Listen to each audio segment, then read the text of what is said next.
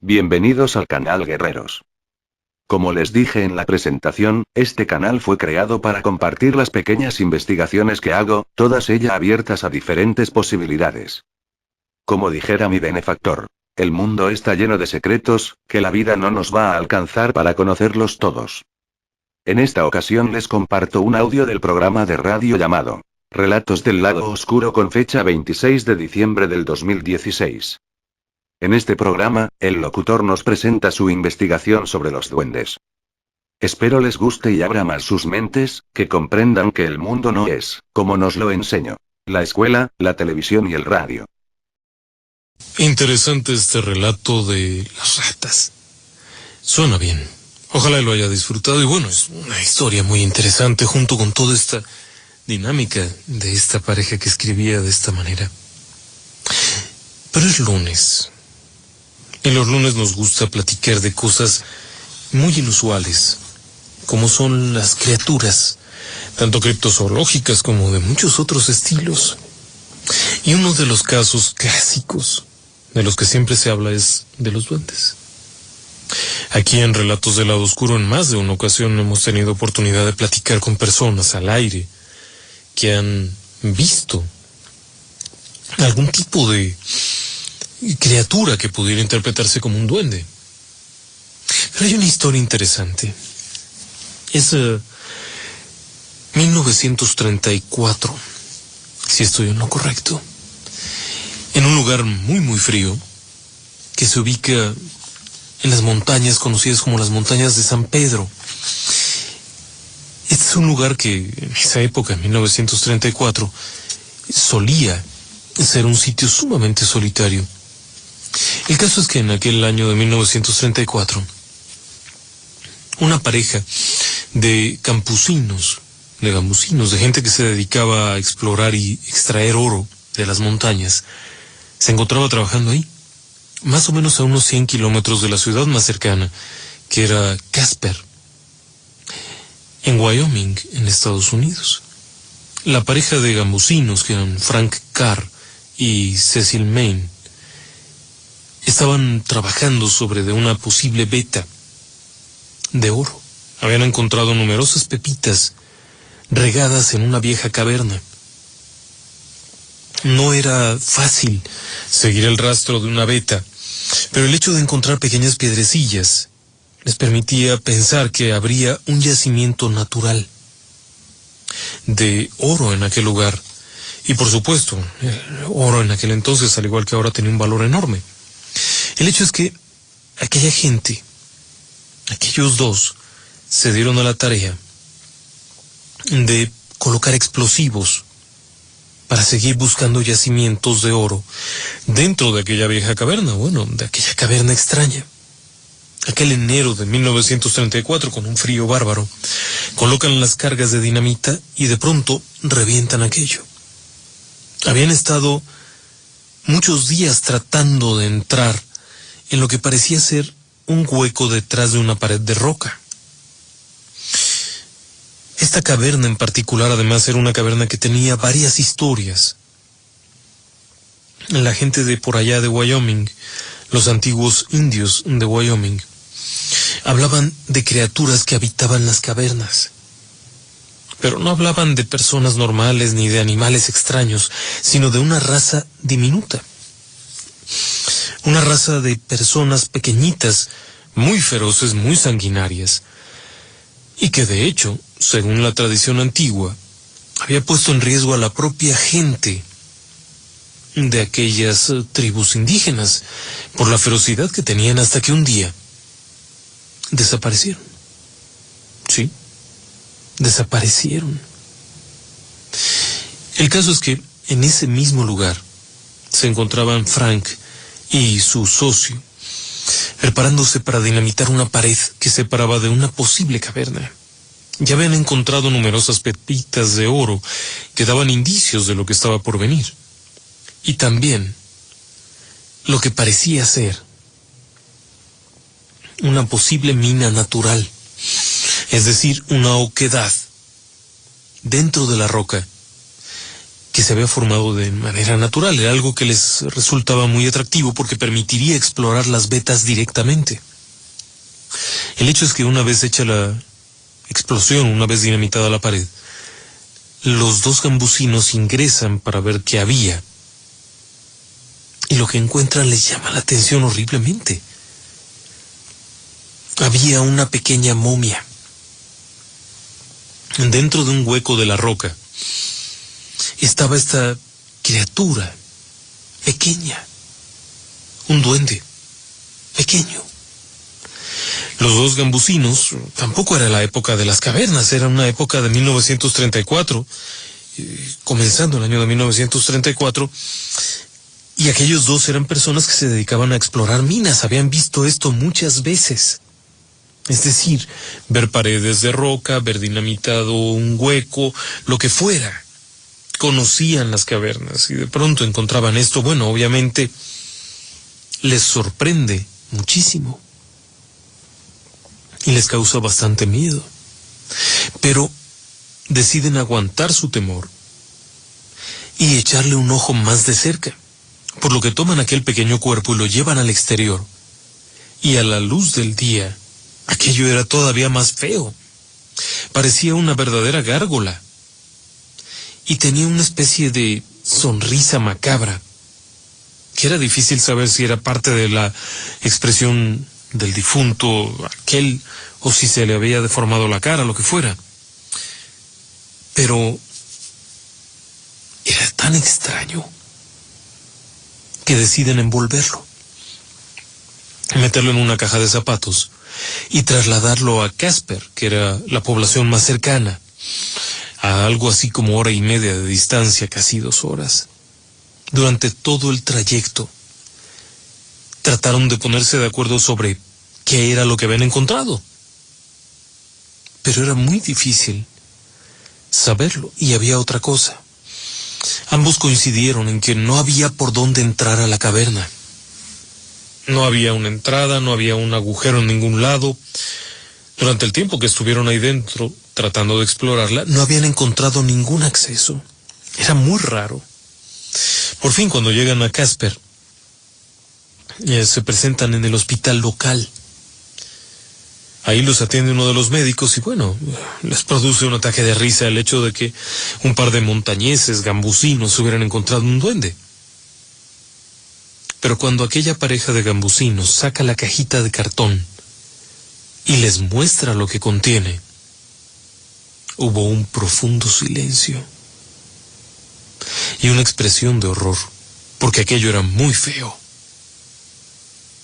El médico en jefe del hospital, sin embargo, entiende que se trata de algo muy inusual, por lo que decide llamar a 2 o 3 compañeros médicos para que le echen un ojo. Todos coinciden en que se ve tan natural, pero podría ser, por supuesto, una broma, una tomada de pelo, quizá alguna suerte de fraude, aunque también podía ser real. Aquello se veía muy poco común. Como fuera, había que estudiarlo de alguna manera, por lo que aquel grupo de médicos decide echarles un ojo a estos restos. Y por supuesto, en 1934 ya se habían inventado los rayos X, y esto permitiría ver qué era lo que había detrás de esa piel arrugada y seca. Déjeme que vaya un corte y regreso enseguida. El hecho es que los médicos, que no eran en realidad arqueólogos ni nada, simplemente eran los médicos de Casper, del Hospital Municipal de Casper, deciden someter esta especie de pequeña momia a un análisis de rayos X. Y la sorpresa se vuelve enorme, porque lo que podría haber sido una manufactura casera, es decir, un fraude, en realidad era un esqueleto muy bien formado. Una osamenta muy parecida a la de un ser humano, pero más pequeña. La conformación anatómica era bastante definida, bastante clara, pero las facciones obviamente no pertenecían a un ser humano. Había otros detalles que también llamaron la atención de aquellos médicos. como por ejemplo el hecho de que tuviese correctamente formadas las placas dentales, es decir, toda la dentadura en ambas mandíbulas. Asunto que era vital para determinar que no se trataba del feto de un ser humano o de un niño de muy corta edad, dado que tenía toda la dentadura completa. Con algunas curiosidades, como por ejemplo el hecho de que los colmillos fueran particularmente puntiagudos y mucho más desarrollados que los de un ser humano. Evidentemente se trataba de un carnívoro.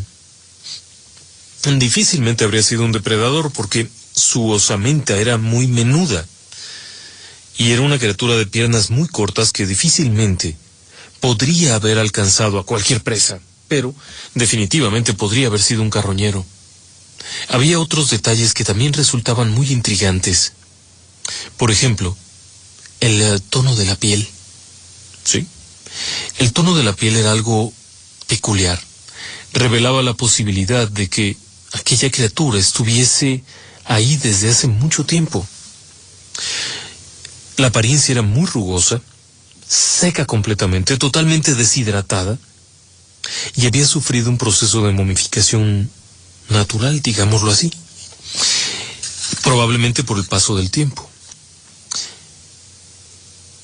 Los médicos continuaron la investigación de aquella osamenta y llegaron incluso a la conclusión de que había muerto por una lesión, dado que tenía la clavícula fracturada y había pequeñas heridas. Probablemente haya sido un accidente, pero no se podía saber a ciencia cierta, por lo que deciden llamar al forense, a uno de los forenses de Wyoming, que llega y revisa los restos y bueno, se sorprende muchísimo. Después, cuando esto se hace público, porque además se notifica a la prensa, los dos gambusinos dan aviso a la prensa, esto se empieza a conocer y hace que algunas personas se sientan atraídas para ver de qué se trataba. Continuaron los estudios y bueno, efectivamente, había otros detalles más. Por ejemplo, las lesiones que presentaba probablemente hayan sido causadas por flechas. Es decir, que lo mataron con flechas, pero las flechas no estaban ya. Esto hacía pensar en que quienes lo habían cazado habían tratado de ocultar su cuerpo, retirando sus propias flechas. Pero eso no era todo. Conforme se hacían estudios y más estudios acerca de aquello, se podía ver que el cráneo era normal. La parte baja del cráneo, sin embargo, era más achatada, más plana. La nariz, por ejemplo, era muy plana, muy poco prominente. Los ojos, en proporción con el resto de la cara, eran muy grandes. Difícilmente embonaba en el aspecto humano. La columna vertebral estaba bien formada, pero era pequeña. La caja torácica lo mismo. Brazos, piernas. Contaba con los mismos huesos que un ser humano, pero con diferente forma. Había otra cosa. La estatura total de la criatura no superaba los 35 o 36 centímetros.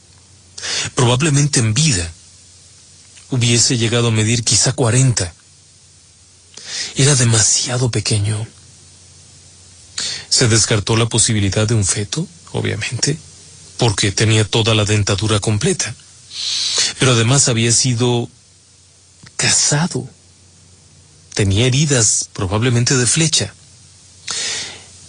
Además de esto, todavía había otros detalles, como por ejemplo, ¿quién lo había colocado dentro de la cueva? ¿Y cómo lo habían colocado dentro de la cueva? La forma facial tampoco correspondía con un feto. Se hizo venir a un experto en el desarrollo embrionario humano, quien definitivamente consideró que la apariencia general y la forma de la estructura ósea no eran las de un recién nacido ni de una criatura en proceso de gestación. El doctor Henry Shapiro, quien participó en esta investigación como jefe del Departamento de Antropología del Museo de Historia Natural de Washington, tuvo oportunidad de revisar detalladamente aquello.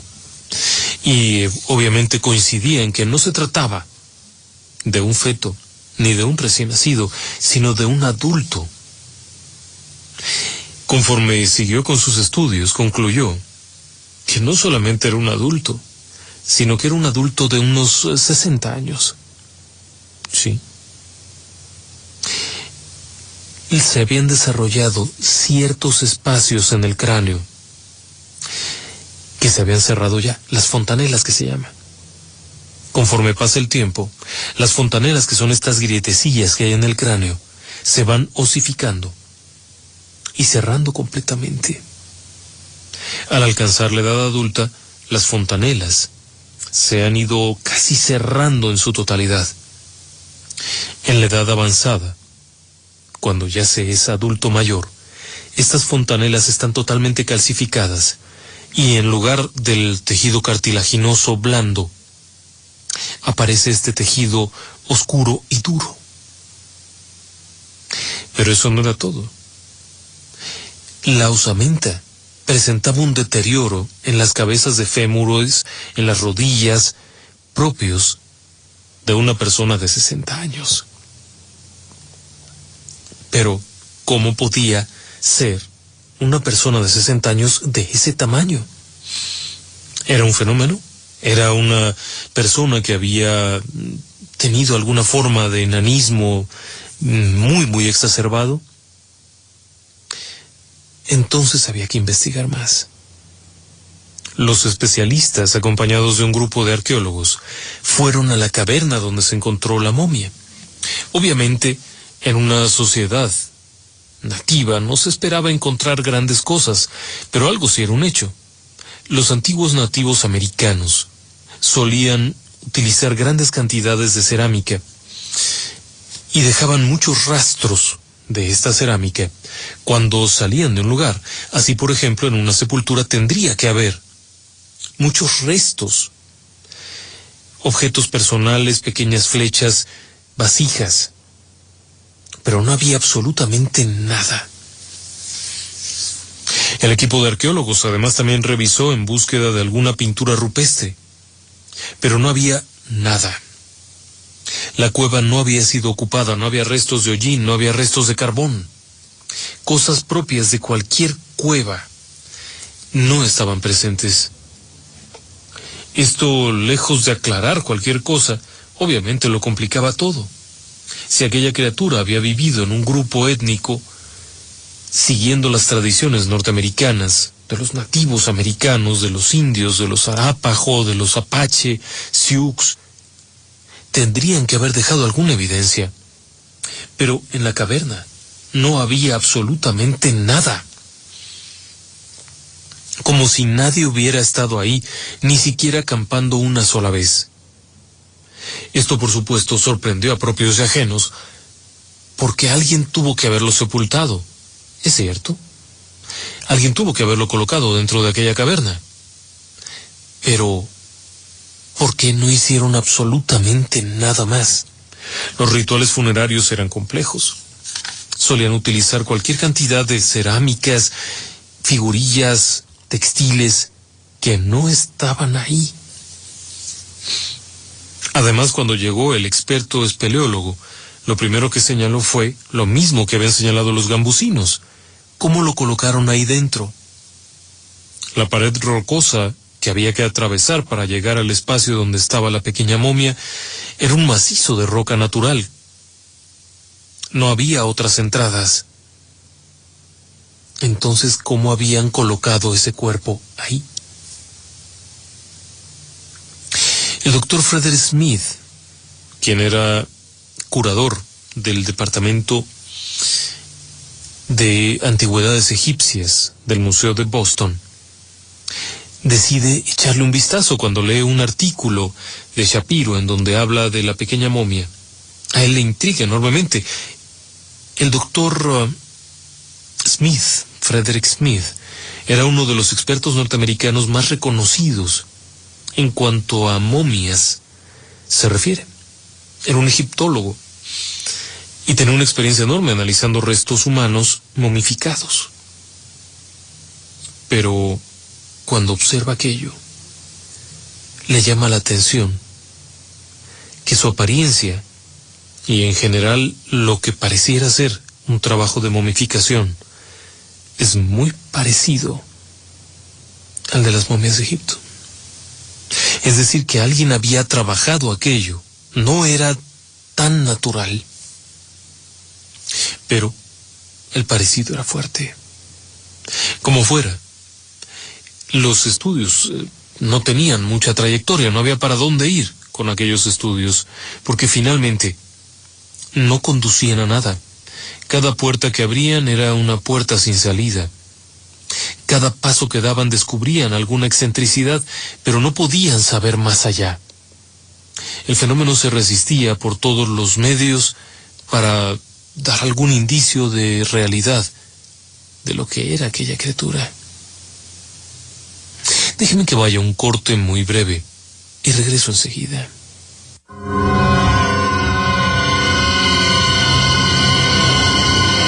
Seres extraños. Una mirada a la criptozoología.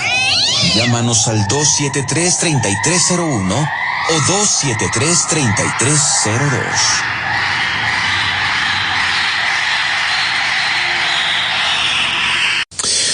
El problema del duende de Wyoming no estaba cerca de resolverse. Nada de eso. De hecho, se complicó bastante más. Unos días después de iniciados los trabajos aquellos, y mientras se estudiaba cuidadosamente la momia, hubo un reporte que obviamente dejó a propios y ajenos muy asombrados. El procurador de justicia, el hombre fuerte, o el fiscal de la población de Casper, se encontraba pescando en una zona bastante cercana a las montañas de San Pedro, en un arroyo, junto con otras personas. Y casualmente, de pronto, observa algo muy raro. A pocos metros de una de las salientes montañosas fuertes de aquel lugar, y en medio de la vegetación, había unas pequeñas cavernas, como más bien socavones, que siempre habían estado ahí. El hecho es que Fred estaba ahí, Fred Johnson, y de pronto observa aquello tan raro, y llama a los demás personajes que lo acompañaban, a las demás personas que lo acompañaban, y entre la vegetación sacan una segunda momia. ¿Sí? Muy parecida a la que habían encontrado los buscadores de oro. Habían recuperado una segunda momia. Por supuesto, en la zona había muchas leyendas al respecto. De hecho, para los indios nativos, no se trataba, y por cierto no era cualquier tipo de indio, eran los pieles rojas, que eran durísimos. También los Cheyenne, que habitaron la región alta de Wyoming, que también eran sumamente feroces. Eran indios muy combativos. Todos ellos tenían la leyenda de pequeños demonios, que tenían una pésima reputación, solían ser muy duros. Estos pequeños demonios, se hablaba de que eran una raza desconocida, una raza que no tenía un lenguaje conocido, una escritura, y que vivían de manera oculta, pero que cuando salían, los nativos pasaban muy malos momentos porque solían ocasionar muchos problemas, eran peligrosos. Incluso los propios indios Shoshone les tenían particular temor, porque estas criaturas, según contaba la leyenda, habían asesinado prácticamente a la mitad de aquellos guerreros. La leyenda de los Shoshone contaba que unos 350 guerreros Shoshone accidentalmente habían acampado en un territorio de aquellas criaturas, en una zona en la que prácticamente nadie iba, pero aquellos soldados, aquellos guerreros Shoshone, acampan en ese lugar. Y de pronto, con una hazaña tremenda durante la noche, aquellas criaturas comenzaron a abatirlos, a matarlos con flechas envenenadas. Sí. La mitad de los hombres Shoshone murieron ahí mismo. Los demás, que alcanzaron a escapar huyendo de aquel lugar, tratando de llegar a sus aldeas, no pudieron llegar. La gran mayoría fueron cazados a lo largo del camino, según contaba la leyenda. Pero eso no es todo. Los pocos sobrevivientes que alcanzaron a llegar al refugio, a la zona de las aldeas Shoshone, relataban cosas horribles, haber visto a aquellas criaturas devorar a los guerreros caídos. Es decir, que eran medio caníbales. Era una leyenda local, o por lo menos eso se pensaba. Pero en el siglo XIX, a mediados del siglo XIX, todavía los indios Dakota hablaban de estas criaturas. Claro que el hombre blanco no tuvo problema en desaparecer todas esas leyendas, pero tampoco habitó las regiones particulares donde se decía que estaban estos seres. Habiendo acabado con las tribus de Cheyennes, de Dakotas, de Arápajos, también por supuesto habiendo diezmado a la población Shoshone y Sioux, ya no avanzaron hacia esos territorios, que eran las zonas montañosas, las zonas altas. Pero según contaban estos hombres, aquellas criaturas eran feroces y sumamente despiadadas, y ninguno de ellos sobrepasaba siquiera los 60 centímetros. De acuerdo con la leyenda, poco antes de que el hombre blanco conquistara todos esos territorios, los indios Arapaho se reunieron en una especie de asamblea y decidieron exterminar de su territorio a los demonios enanos. Y lo que hicieron fue tenderles una emboscada. Habiéndolos guiado hacia una cañada sin salida, sabedores de que gustaban de la carne humana, habían dejado avanzar a varios hombres jóvenes para que los demonios enanos los siguieran. Al llegar a la cañada, antes de que pudieran hacer absolutamente nada, los Arapaho quemaron la vegetación, incluso con la pérdida de los hombres jóvenes a los que habían enviado por delante. Quemaron a los enanos. De acuerdo con la leyenda, la gran mayoría de ellos murió ahí mismo. Pero, obviamente, eran leyendas. Pero, ¿qué hacían esas criaturas entonces por ahí regadas? Sí. ¿Y por qué había ciertos datos misteriosos? Cuando Johnson, el procurador, descubre aquello y lo lleva también al hospital, bueno, las similitudes son enormes. Eran iguales. Aun cuando la apariencia era un poco diferente, la forma de la nariz, la forma del rostro, la estructura era muy similar. Y también era una persona, o era una criatura de avanzada edad, un humanoide. Pero, ¿cuándo había muerto? ¿Y de qué había muerto? Era un enigma. Lo que sí era un hecho es que era una criatura de edad muy avanzada. Nuevamente, la criatura pasaría todas las pruebas, y la principal prueba era el hecho de que el propio procurador, el fiscal de Casper, lo había encontrado.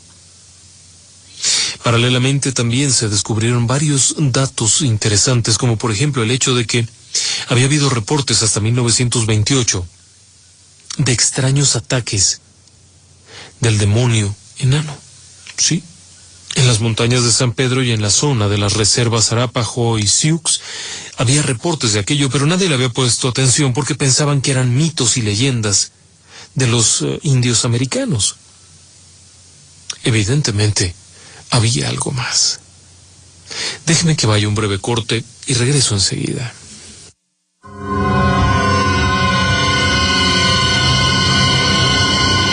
Seres extraños. Una mirada a la criptozoología. Llámanos al 273-3301 o 273-3302.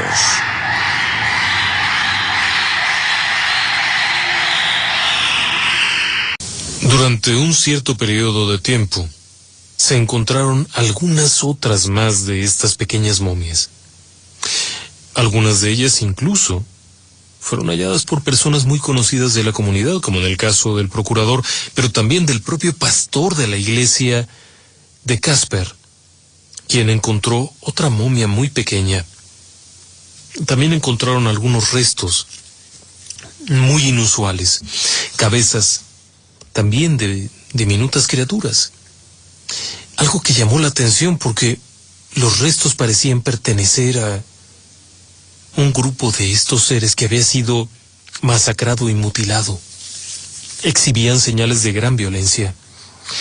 Uno de los cirujanos de Casper, Richard Phelps, también encontró una de estas piezas y tras conservarla algunos años, la donó a la Universidad de Wyoming, en donde se conserva. Sí. Pero nadie se ha atrevido a dar una explicación precisa al respecto. Claro que no es lo único que había.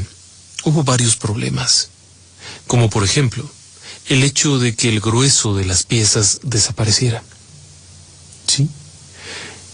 Se conservan únicamente 2 o 3 pequeños fragmentos, principalmente cabezas. La gran mayoría de las piezas completas, incluida la de los gambusinos, desapareció. Una de dos, o fue robada, o bien fue exhibida de alguna manera. El hecho es que no se volvieron a encontrar. ¿Pero qué eran en sí? ¿Se han encontrado otros restos similares? ¿Significaba acaso que se trataba de duendes? ¿O de una raza muy pequeña? Los arqueólogos y antropólogos coinciden en que no hay razas tan pequeñas de seres humanos. Incluso, los humanoides más antiguos, como el caso de Lucy, medirían 1,10 m, 1,20 m, pero ninguno de ellos andaría sobre los 50 centímetros. Por otra parte, no se trataba de humanoides con rasgos, digámoslo así, simiescos, sino con un desarrollo diferente. Muy parecido a los dibujos de duendes, si usted lo quiere ver de esa forma. A diferencia de Lucy, que era un simio humanoide, estas criaturas eran mucho más humanas. La apariencia de sus manos, sus rostros, el hecho de haber encontrado las momias tan conservadas, también ayudó a que se pudieran identificar incluso rasgos como escasez de pelo, carencia de ciertos rasgos simiescos propios de un ser humano primitivo, y muchos otros. En cuanto a la edad, resultaba muy difícil saber en qué tiempo había estado vivo esto. Había problemas en cuanto a la datación, y aun cuando se hicieron pruebas de carbono 14, la datación no era concluyente. Otros procedimientos de datación también resultaron inútiles por completo. Ninguno de ellos era capaz de revelar el tiempo que esta criatura había estado en las cavernas. Bueno, además había otra cosa. Algunas de las osamentas de los restos momificados no estaban en cavernas, sino en el exterior. Y habían sufrido algunos deterioros mayores. ¿Pero qué había ocurrido aquí? ¿Era simplemente una raza diferente? ¿O había algo más? Claro, Jacques Vallée, el famoso ufólogo de gran renombre a nivel mundial, también tomó conocimiento de esto. Y bueno, de hecho, no podía asegurar de qué se trataba. Pero si consideraban que esto era real y que estas criaturas habían estado ahí, ¿qué era más viable, según el mismo Jacques Vallée lo declaró? que fueran duendes o entidades espirituales de origen desconocido y del reino de las hadas y de los duendes, o que fueran una civilización extraterrestre. De hecho, muchos de los investigadores cayeron en cuenta de que podría tratarse de eso, aun cuando tenían rasgos humanos y aun cuando tenían características humanas. Podría tratarse de una raza que no era exactamente terrestre. De ahí que no se hubieran encontrado otros restos en otras partes del mundo. Pero ¿qué tan cierto era que no se hubieran encontrado en otras partes del mundo? Ese también era otro punto. Durante años se han encontrado diferentes restos en otras partes del mundo. Se ha encontrado, por ejemplo, en Sudamérica, los restos de Ata, la famosa criatura aquella del desierto de Atacama, de apenas unos 8 centímetros, y que casualmente contaba con desarrollo dental también. Y aun cuando los investigadores han considerado que se trataba de un nonato en proceso de desarrollo, otros han considerado que no solamente no era un nonato, sino que fue un ser vivo, que creció, que respiró, que comió, que defecó, y que tuvo un desarrollo posterior al nacimiento. Una criatura que respiró, de hecho, y que habría muerto en un periodo alrededor de los 8 años. Nuevamente, al investigar las fontanelas, estas revelaban un desarrollo de unos 8 años. Es decir que el viejo mito de que los duendes andan por ahí haciendo travesuras, probablemente tenga un origen en estas criaturas. Pero ¿quiénes eran? Ahora, ¿tenían algún don mágico o algo? Generalmente los relatos sobre duendes hablan de criaturas mágicas. Irlanda, Inglaterra, Francia, todos estos lugares tienen amplias tradiciones de duendes. Relatan historias de duendes por todas partes, pero los consideran como seres mágicos, con poderes sobrenaturales y demás. Las criaturas encontradas en las montañas de San Pedro no parecían ser seres mágicos, sino más bien simples y ordinarios seres vivos, que en algún momento habitaron este lugar, y si hacemos caso de las leyendas Arapaho y de las leyendas Shoshone, no solamente habitaron en estos lugares, sino que hacían la guerra en estos lugares y devoraban seres humanos. Asunto que no deja de llamar la atención. Claro que siempre queda la duda. ¿El hecho de que hayan desaparecido los restos le quita validez? Definitivamente no. Los pocos restos que se conservan en la Universidad de Wyoming creo yo que son suficiente evidencia, pero quizá la parte más importante de esta evidencia sean los análisis y las personas que realizaron aquellos análisis, que eran personas enteramente confiables. También el hecho de que se hubieran encontrado restos por ahí de personas tan destacadas como el propio Procurador de Justicia de Casper no permitían mucha improvisación ni mucho engaño. Algo ocurrió ahí. Y al igual que la criatura de Atacama, pudo haber habido una especie de raza diferente. Claro está que los ufólogos dirán que era una mezcla híbrida entre alienígena y ser humano y que por eso eran tan pequeñitos. Difícil saberlo. Otros sostienen que en realidad se trata de criaturas mágicas. De otra forma, ¿cómo es que habrían llegado los restos de la primera momia dentro de una caverna que no tenía ninguna entrada ni salida? Claro que igual y podría haberla tenido y habrían volado la entrada cuando dinamitaron la famosa roca. Es difícil precisar qué ocurrió. Pero el hecho es que físicamente existían estas criaturas. Y quizá estas criaturas fueron lo que provocó el origen de la leyenda de los duendes y de los gnomos y de los elfos y de todas aquellas otras cosas que durante siglos se han estado contando. ¿Qué le parece? Le apuesto que nunca había oído de esto. Es inusual, digámoslo de esa forma. En fin, es momento de despedirnos, agradeciéndoles por supuesto el favor de su compañía y claro, invitándoles a que estén con nosotros nuevamente mañana, aquí, en Relatos del Lado Oscuro. Relatos del Lado Oscuro. Conducción, José Ramón Cantalapiedra. Producción, Tania Sabugal. Voces, Carlos Zárate, Yolanda Lemus, Rosa Águila, Eduardo Sabugal, Laura Gaeta y Miguel Marín. Asistente de producción, Lucía Sandoval. Operador de audio, Juan Manuel Vélez.